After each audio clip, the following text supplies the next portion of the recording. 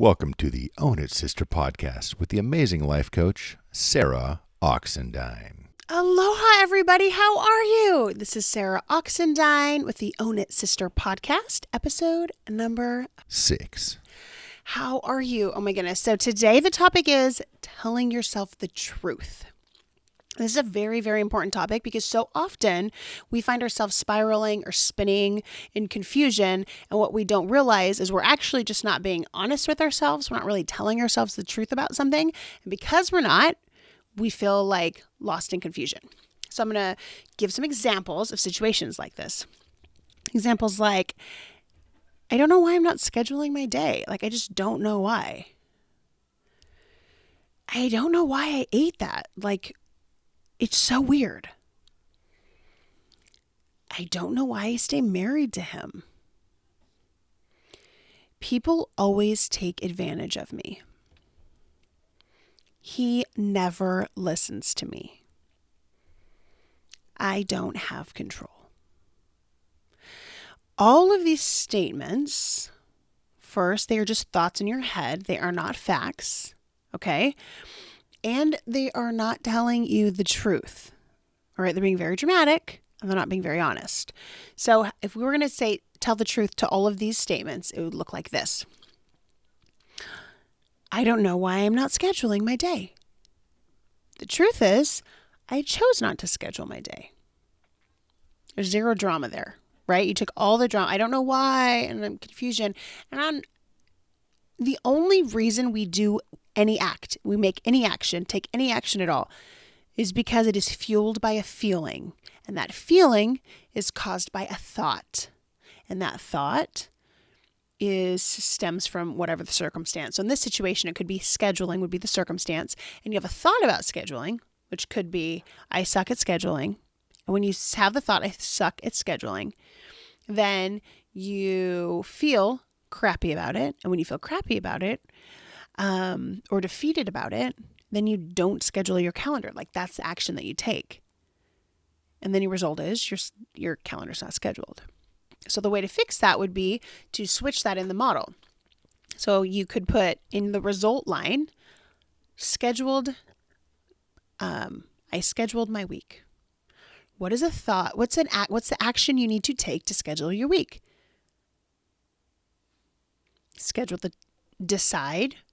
Sit down, decide that you're going to do it, sit down and schedule it. That's it. You just sit down and schedule. It's so crazy. It's so simple. You literally get your calendar out and you sit down and you schedule your week. But did you see what's happening before? We're spinning out. I don't know why I'm not. I don't know why I'm not. Because you're not telling the truth. The truth is you chose not to. Here's what happens when you tell the truth. It feels very uncomfortable because when you're like, I don't know why, there's no responsibility, right? When I don't know why, and it's not your problem. You're not the cause of it. So you got to flip that around. You got to own it. You got to tell yourself the truth. I didn't schedule my calendar because I chose not to schedule my calendar. That feels really uncomfortable. So uncomfortable because you're admitting the truth. And now it makes you be like, oh my gosh, I chose not to schedule my calendar. What? And what happens? You sit down and you schedule your calendar. Okay, you got to tell yourself the truth. When you become more honest with yourself, you're going to get so much more done. Next one. I don't know why I ate that. That used to be me for sure. I don't know why. Now that isn't ever me. Oh yeah, I ate that because I wanted to. I chose to eat that. Oh, yep, that's Sunday. Absolutely. 100% own it, sister. I chose to eat that Sunday. That's why I ate it. Because I chose to. I don't mess around with all this drama of but I don't know, and blah, blah, blah. Will I run it through the model? 100%. You want to go what goes in the result line? Ate a Sunday. And then what was the action that I took to eat that Sunday? I made the Sunday. What was the thought that I was thinking that caused me to make that Sunday? I was feeling bored. Right? Or whatever the feeling is. I was feeling an urge. I was feeling out of control. I was feeling frustrated. I just wanted it, right? And then, so I have this feeling. So the feeling was boredom, maybe. I was bored, so I made a sundae, and then I ate it. What was the thought I was thinking that created the feeling of boredom? The thought I was thinking was, I don't know what else to do right now. I'm bored. That could have been the thought. I'm bored. When I think the thought, I'm bored, I feel bored, I make myself a sundae, and then I eat the sundae. Crazy, right? And the circumstance is Sunday. So the truth here is I ate that because I chose to eat it. Not, I don't know how that happened. That's totally crazy. Like, just, you have to tell the truth when you are more honest with yourself and you don't allow your brain to spin in this unknown uncertainty, which is not true, then you're stuck in a cycle. But when you pull yourself out, tell yourself the truth, it feels so uncomfortable. Let me tell you, I remember the first time I did this when I had to admit, you ate those Oreos because you wanted to. I was like, then I had to work on not doing all this judgment. Like, oh my gosh, what's wrong with you? You're so disgusting. What a pig, right? And then, no, I'm a human. I happen to like Oreos. And I chose to eat them. All right, now what? I'm not going to buy the Oreos next time because I don't want them to be in my house, because then I'm probably going to eat them. Or I'm going to have those Oreos. I'm just going to choose not to eat them because I'm in charge. There isn't this crazy person. No, I'm in charge of me and I get to choose. The Oreos can be there and I could just be like, oh yeah, I want to eat them. I'm just not going to, because I'm just going to choose not to. Even when my brain is like, no, you definitely should eat those Oreos. I can just say to my brain, I know you really want those, but Sarah Oxendine, she doesn't really want them. And since I'm thinking with my prefrontal cortex right now and not just my urge brain, not just my primitive brain, I'm just going to choose not to eat those. That's okay. That is a choice. So, being honest, I chose to eat that. That's why I ate it. I don't know why I'm staying married to him. Because I'm choosing to stay married to him. Maybe I want to ask myself why. Maybe I want to write down a list. Maybe I'm going to like my reasons why. Maybe I'm not. But when you're like, I don't know, blah, blah, you're a woman, a human on planet Earth, and you're in charge of your life. And you get to choose why you do and you don't, if you do and you don't do things. And you get to choose why you do them. Sometimes we just do them because we want to. Sometimes we want to be like, oh, I don't want to do that. I don't want to do that. Sometimes that's where we need to start. Okay, I chose to do that. I don't want to do that. So what's the necessary steps I need to take now? Okay, I would suggest run it through the model, run it backwards. What is the result that you want? Okay, I want to be happily married to my husband. Okay, what is the actions I need to take? I need to think connecting thoughts of him for 5 minutes every single day. I need to think loving, kind, connecting thoughts. Okay, that's the action. In order for me to do that action, what is the thought? What's a feeling I need to feel so that I'll do that in the first place?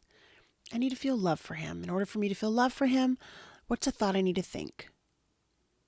I need to think, and you can pick a thought that causes you to feel love. I love him. I appreciate him.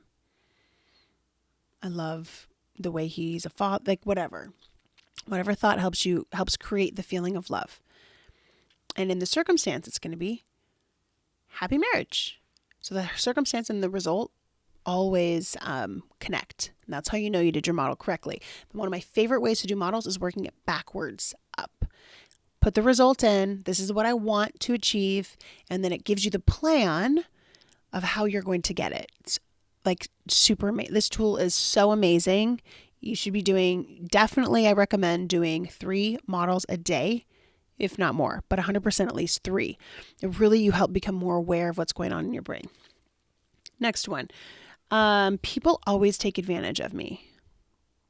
talk about a victim and talk about powerless. But if you find yourself in the situation where you're like, people are always taking advantage of me, you need to tell yourself the truth. How do you own that? How do you change people always taking advantage of me to where you're the one with all the power? I choose to do what people want me to. I just choose to do that. People ask me to do something. It feels really uncomfortable to tell them no, so I just do it. That's going to feel pretty uncomfortable when you admit that to yourself. People aren't taking advantage of you. People can't take advantage of you unless you let them. No one takes advantage of you without you giving permission. I know for some of you, you're going to be like, no, people can totally take advantage of people, Sarah. You're totally wrong. This is my suggestion to you. Thinking that way isn't serving you. Thinking that way leaves you a victim. If it worked, I'd say do it. But it doesn't. What does it leave for you when you have the thought, people keep taking advantage of me? People always take advantage of me. What happens? What do you get more of? People taking advantage of you. This is why I don't suggest that. What I do suggest is you saying the truth to yourself. People always ask me to do stuff and I just do what they say. Then you could from there, from being honest, you could be like, okay, this is interesting. Why is it when someone asks me to do something, why is it I don't tell people no? And just so you know, usually in those situations, that's a relationship with yourself that you need to work on. You are deciding that someone else's needs mean more than yours. That's not the truth. Your needs don't mean more than their needs, and their needs don't mean more than your needs. Both needs are equally important. But guess whose needs you're in charge of taking care of? Yours. You are responsible for that. So you need to own that when someone's coming in and they're asking you for things, that if you choose to do it, it's because you chose to do it. It's because you didn't choose to say no. Because you didn't want to feel uncomfortable. You didn't want to hurt their feelings. Okay, which again, we'll have to do a whole nother podcast on that. No one can hurt your feelings. Seriously, that's not a thing. That's a lie. We hurt our own feelings with thoughts that we think. They hurt their feelings with thoughts that they think. Now, with that being said, I want you to be very clear. It doesn't mean you just show up and you just be like not nice to humans and people. You want to decide who do you want to be, and do you want to be a kind human? And then that's why you do it. Not because you don't want to hurt their feelings. Whenever we make a decision on, I don't want to hurt their feelings, first of all, it's a lie. You can't hurt their feelings, but you are being powerless in the situation, and you're not being honest and showing up authentically. And you need to just decide, okay, who do I want to be here in this situation? They might get their feelings hurt, but if I choose not to hurt their feelings, which again, you can't do, but if you're thinking of it that way, if I don't say this thing that might hurt their feelings, and I'm not taking care of my needs, I'm not being honest with myself, because now I'm telling them I'm okay with something that I'm not really okay with. So now you're the one who feels uncomfortable the whole time. Or you're going to decide that, you know what, I super love you and I super love me. And so I'm just going to be honest here. I really don't want to do that. And it's not that I totally love you, but this doesn't work for me. And this isn't something that I'm going to be able to do for you this time. And just because you don't want to do something, I'm not saying that you never do things that you don't want. I mean, sometimes you're going to do things that you don't want to do because that's the type of human you want to be. Even though you don't want to do the thing, you want to be a person that, maybe you don't want to drive your kids to the airport, but you want to be a mom who, when her kid needs to go to the airport, you take him to the airport.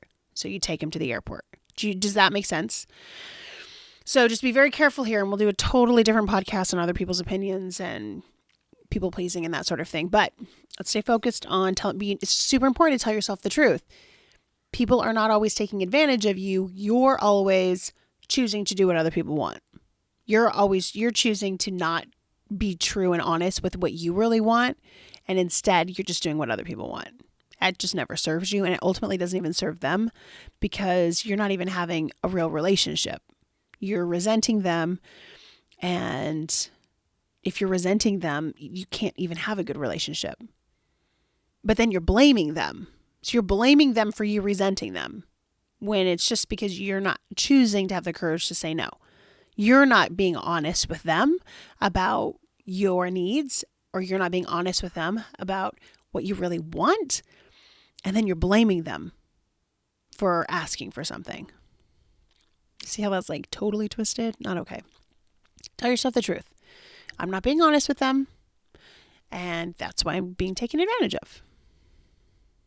I'm choosing their feelings over my feelings. And then when you can be super clear and super honest, then what happens is it just opens up like, oh, that's the truth. It's going to feel good because it's the truth, but it's going to stir up change. You're going to want to do something because you're like, oh, it feels good because it's the truth, but it doesn't feel good because that's not who I really want to be. I'm just not showing up as who I want to be. And then it will help it'll be uncomfortable enough to give you what you need to change it. Okay.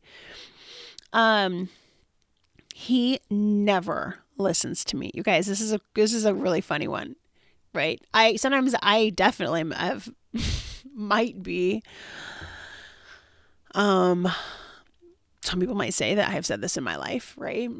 You never listen to me, right? To my husband, you never listen to me. Really never. Like, tell yourself the truth. Maybe he didn't listen to you right now, or maybe he didn't listen to you the last 5 times, but he listened to you the 6th time before that. Right? When he asked you what you wanted for lunch and you told him and he went and got it, he listened to you. So be very clear, be honest and truthful with yourself. When you say verbiage like he never listens to me, very dramatic. When you say verbiage like that, it creates a lot of negative emotion for you and a lot of drama in your life that's unnecessary. Does he really never listen to you? Can you not think of one time in your whole life, in your whole relationship, that he has not listened to you? That he has listened to you. You can't think of one. So just be very clear when we use words like never. Just, okay, he does listen to me sometimes. He didn't listen to me this time. That's what the truth is. He does listen to me sometimes. I wish he would have listened to me this time. It really makes me feel frustrated that he didn't. But just be honest, because when we make such dramatic statements, it creates a lot of emotion and a lot of drama for us, which doesn't serve us. This is why I'm bringing it up. Not for them, but because it doesn't serve you to think in these ways, okay? I don't have any control. Like, are you possessed by something, by another person? Because you have all of the control. What? And if you tell yourself, I don't have any control, what happens is you behave, you make decisions as someone who doesn't have any control, even though you're the only one who has all the control. A lot of times what I've noticed when people are feeling like, I don't have any control, or even myself when I felt like, oh my gosh, I don't have any control, we are giving our power away and then we're blaming them for having it. And this can be to a person, this could just be to like nothing, right? Like when we're saying like, I don't know why I ate that. Like, I don't know what happened. I'm not even giving my power to anybody. I'm just like basically throwing my power into the world and just being like, I don't know where it's at. It's like, hello, it's me. I get to choose 100%. It's all my choice. I am 100% in control. And so when you can correct that and be like, no, sister, you're totally in control. Now that we know you're in control, what is the decision you want to make right now? What are and I think too, it is important to go through maybe some thoughts like, why were you thinking that you weren't in control? That's very interesting. Be curious. Why is that thought there? No, but and some of you, let me tell you, you're gonna be like, no, but I really don't have any control. Here's what you really don't have. You don't have control over what the other person does. And so because of that, it makes you feel like you don't have any control, right? Like, maybe I want to be able to, hold on again. I don't know. 2539. I don't know why. Holy smokes, you guys. I don't know if you can see me still, but I'm gonna, oh my gosh. Here. Okay, there we go. I don't know if it was recording or not, so try to fix that. And then I need to figure out why it keeps doing that.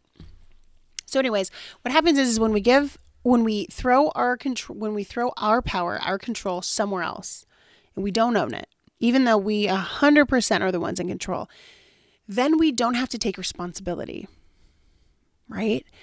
And here's why that's such bad news. When you don't take responsibility, you don't have any control of changing it.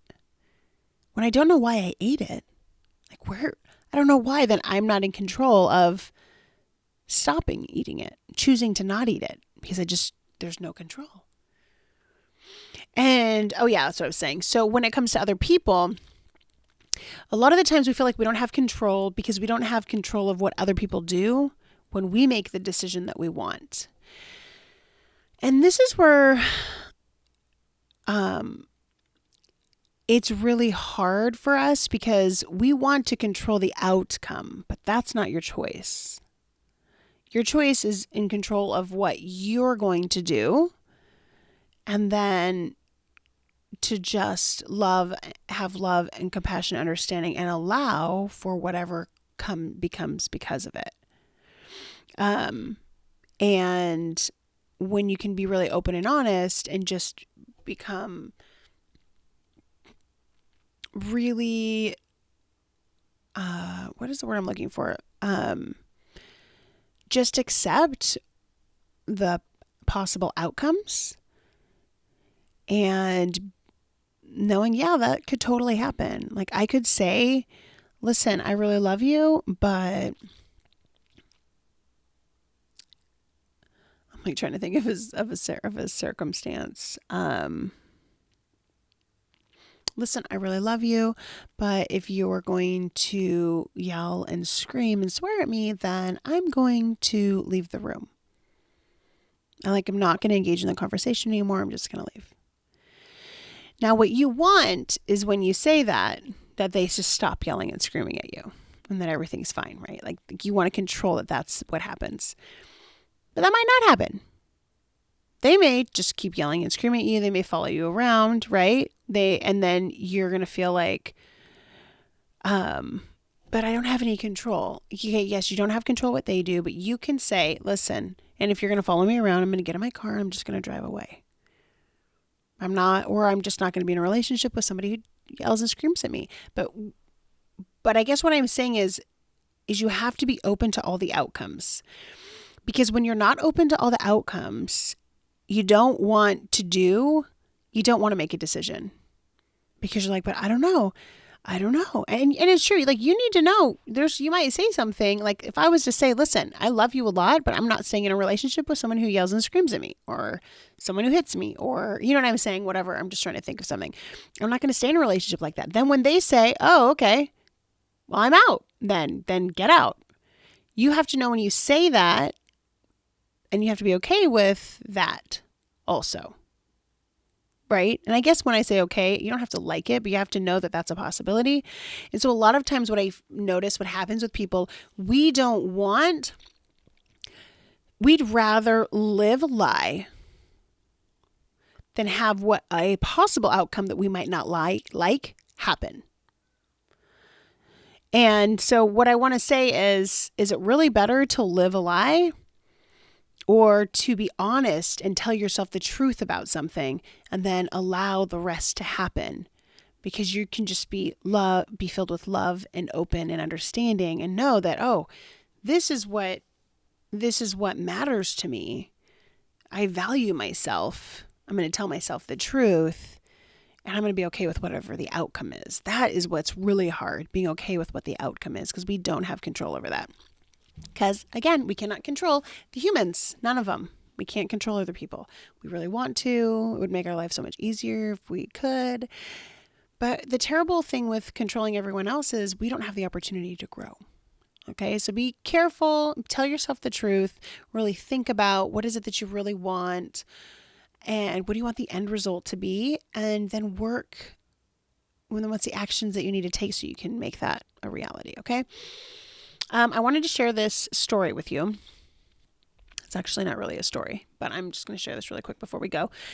So I was on this call and there was this mother on there, and she was sharing how her son had been on drugs and he had not been able to hold a job. And they had come up with this agreement that if he lived at home, he would have to get drug tested every single week, and he could live at home, but as long as the drug test tested negative, he was welcome to live there. And so that was their boundaries that they drew, right? And everything was going very well. And about after a year of this, and I think he was working, right? So like they were happy for him and he was living there with them.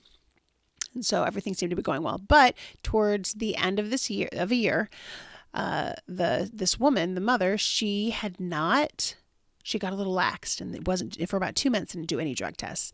And then one day she's like, you know what, let's just go do that drug test. And we haven't been doing it, but I think it's a good idea. So she takes him. He was kind of resistant, like, no, you know what, I got some stuff to do. I can't really do it right now. She's like, no, let's just go down right now. So they went and they did it. And of course, it came out back positive. So they asked him to leave. And now here we are in COVID-19, and he's not responding.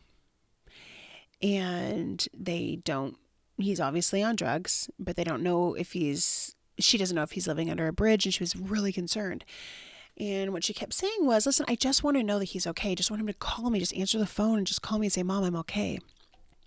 And what was brought to her attention was, do you know what would it look like if he really just called you and is like, hey Mom, like, I just wanted to call you and tell you I'm totally fine. You don't need to worry about me at all. What would you respond? Because let me just tell you, if that's what you really want, and listen, I'm talking to all of you parents or anyone in circumstances that are like this, similar to this, right? Where you're like, no, you tell yourself the story. It's like, no, I just want to know that they're okay. But then if they really called you and were like, hey, just want to let you know I'm okay. All right, I got to go. Would you really be satisfied with that? Is that really what the truth is? Are you really telling yourself the truth? Would your response be, because if that's the truth, this is what your response would be. Your response would be, oh my gosh, honey, thank you so much for calling and letting me know. I love you so much. I hope that you're doing well. You know, if he wants to go, and then you can hang up. Okay, love you. Just, maybe if you can call me every week. I would love it if you call me every week and just let me know you're okay. All right, thank you so much. Okay, love you. Bye. But do you want to know what this mother says? No, that isn't what would happen. She would then proceed to say, do you have a job? Are you on drugs? Are you sleeping on a bridge? Like, she would just then be asking him all these questions. So she's telling herself a lie. She was telling herself that and this was a beautiful story she was telling herself. This beautiful story was, I just want to know that he's okay. But the truth was, she just wants him to be different. Because if she really just wanted him to be okay, that means he could call her, tell him that he was okay. She could just be like, I love you so much. Thank you so much for calling me. Call me next week. I really appreciate it when you let me know you're okay. But the truth was, she wants him to stop doing drugs. She wants him to have a job. She wants him to live a different life than he's choosing to live. And she wasn't being honest with herself in this situation. She was telling herself a lie. The lie was, I just want to know that he's safe. That's a beautiful story. And this really made me reflect, like, geez, where are we doing this in our lives? We're telling ourselves this beautiful story, but we really just want someone else to be different than who they are. And what I want to suggest to you is when we have these relationships where we wish someone was different than who they are, we are missing out on who they are. All right, that's what I'm going to leave you with today. You don't want to miss out on or maybe you do. Maybe you just want to live this pretend relationship where you have this idea in your brain of who someone should be, how they should act, what they should do.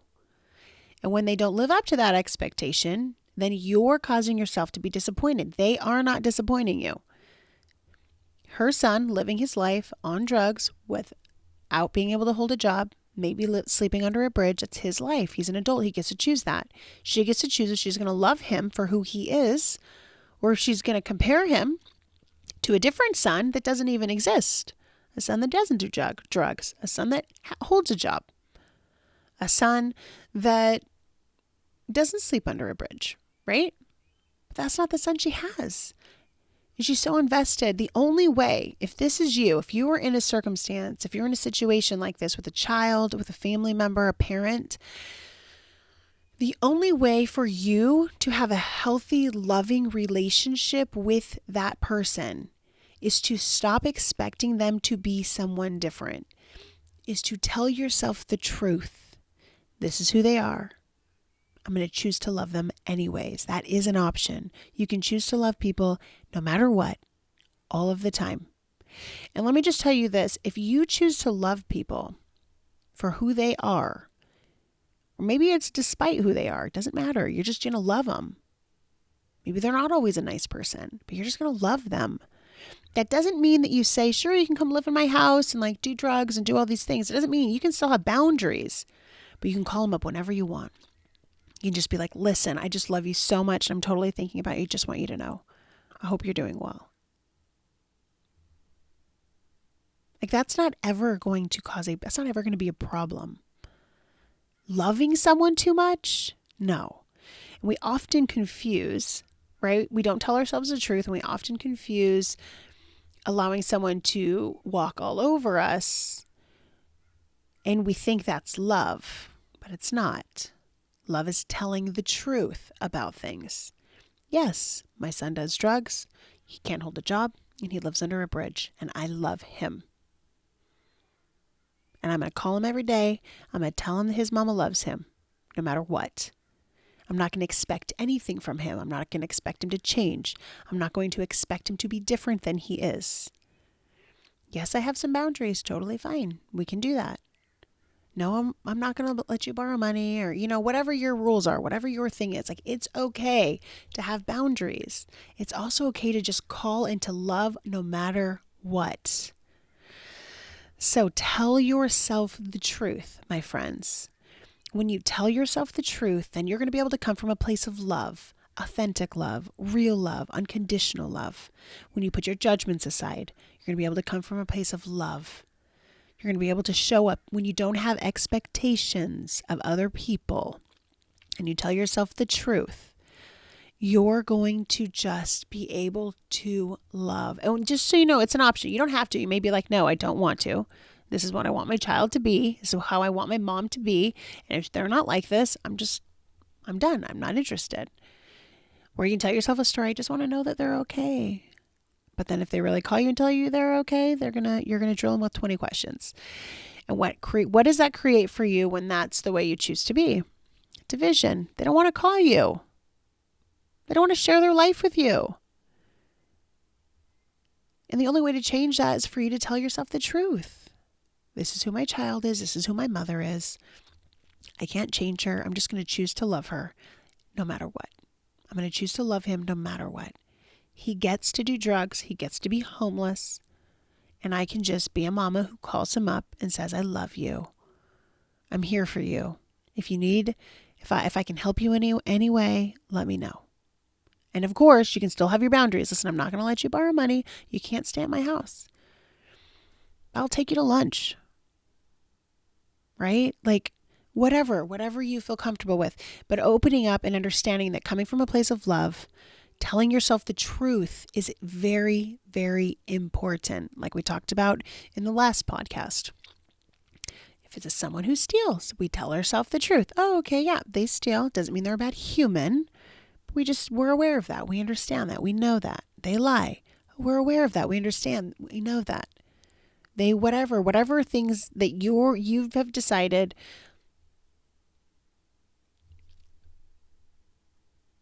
Really what I just want to say, actually, when we drop the judgment, when we come from love, when we tell ourselves the truth, we're going to be able to live a much more authentic life. We're going to be able to move forward in your life in ways that you have never been able to before. All right, now for what essential oils to use for telling yourself the truth. And then we will let you guys get on to your amazing days. But let's see, telling the truth. And again, you guys, I have shown this book before. But what I want to show you is, and I'm going to look for truth. Trusting. Transforming, uncertain.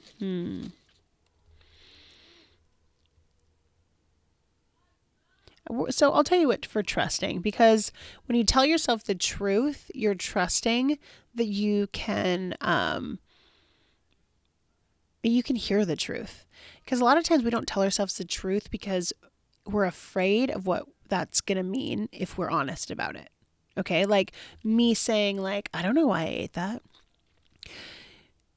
I'm not trusting that if I admit I ate that because I wanted to, that I'm going to be able to figure out a way how not to eat it. I'm not trusting that I'm not going to judge myself, call myself a fat pig or whatever, right? So let's do trusting. So to help you be more trusting, the essential oils that you can use are geranium, marjoram, myrrh, rosemary, jasmine, cypress, arborvitae, breathe, immortelle, rose, manuka, turmeric, align, and adaptive. These, you know what's so great? This is what I love about oils, is that not only will these oils help with trusting, but they're also going to help with a bunch of different ailments that you've got going on, which is why I super recommend, yes, this book. This is the Emotions book, the Essential. I'm like, how do I show you? Emotions book, but also getting the Modern Essentials book with your essential oils are super important. And what goes along with trusting is you're going to ask, again, put them, you need to breathe them. You can put them on your wrists. You can put them here, right? Under your earlobes. Put it over your heart. Inhale over your hands. You can put them in the crease of your elbow. You can put on your third eye. But really you can diffuse. You really want to get these oils on you. You want to breathe them. And what's great is when you have all these different options for oils, use the ones that resonate the most with you, ones that you feel connected to. Some of them you may smell and be like, no, I'm not smelling that.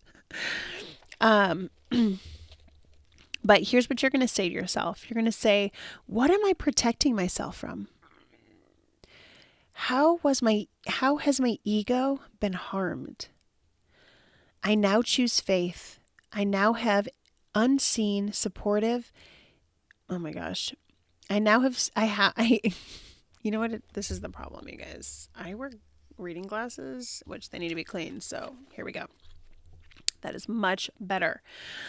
I now have unseen support in every movement. See yourself lie down the defenses you have been holding onto and step into grace. Oh my gosh, that is very beautiful. So that's what you're going to say to yourself. And I highly recommend getting this book.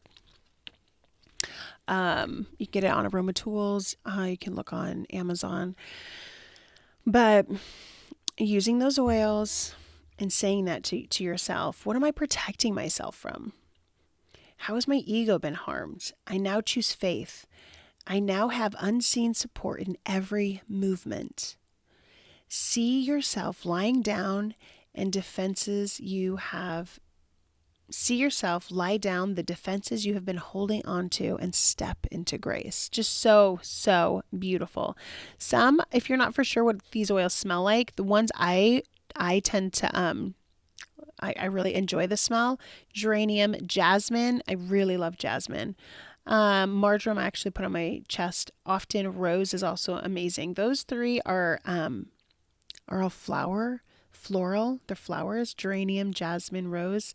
Adaptive is also great. Aligns great. All of the other, breathe, immortelle is one of my favorites too. But really getting essential oils, using them in your life to support your emotional and your physical health is super, super important. It can really help you move along your journey so much faster because you're using those oils to help support you as you're making these transitions and these shifts. So remember, you guys, I'm a life coach and I have an awesome program called Own It Sister, and it's a 6-week program. And if you are ready to change your life, if you're ready to make an investment in you, an investment that is literally, I'm not even kidding. It's like the best investment you can ever make, ever. Because, it's funny, like we spend money on buying cars, we, remodel our kitchen, we re-roof our house. We paint our house. Like, we do these things that are still big chunks of money. But when we spend them on those, we're not like, oh my gosh, I can't believe I just spent, $40,000 on a car, or $5,000 on a car, or 12,000. We're not like, oh my gosh. We're like, oh yeah, I bought a car. So what I suggest when you're making an investment in yourself, because it's a new type of, some of you are going to be like, oh no, like I totally get it. Like, I am willing to spend thousands of dollars on myself. Absolutely. That's awesome. For some of you, you're going to be like, what? What I want to suggest is, like, you're the most important asset of your life. Your brain, literally the brain, the human brain is the most powerful tool on planet Earth. And investing in it is going to change your life in so many ways. It can change your life financially, change your life in all of your relationships, your relationship with yourself, and the way you view the world, view yourself, view other people, the way you're able to handle and manage those around you, the way you are in your workplace. Maybe you'll start a business that you were too afraid to before, like overcoming fears. There's so many things that when you go and you invest in yourself, when you invest in your brain, like, the price of my program would be totally worth it if we're only investing in your brain. But we're not even only doing that. Like, you learn how to make kombucha and bone broth and sourdough and sauerkraut. We talk about fermentation, and we learn about the gut, and we get your sleep together, and we get you on a move your body movement program, some type of moving and exercising. Like, it's incredible. We clean up, we literally detox your house. Like, it is such an amazing program. It's basically like a PhD for your life. And so I just want to highly recommend that. We spend investments in so many other areas that we really, really underestimate investing in you, in the power of your brain, in the health of your life, and that choosing to make an investment like that literally improves every area of your life. Because when you address one area, you're using those same skills to address all of those other areas. And so it's very powerful. We use essential oils, and we detox the house. We detox your body. We detox your brain in a 6-week program. It's very incredible. We work one-on-one. And so if this is something that you're interested in, something that you're ready for, I'm your girl, my friend. Give me a call and let's see if we're a good fit. Have an amazing day. Remain unaltered, my friend, and own it, sister. Tell yourself the truth. Have an amazing day.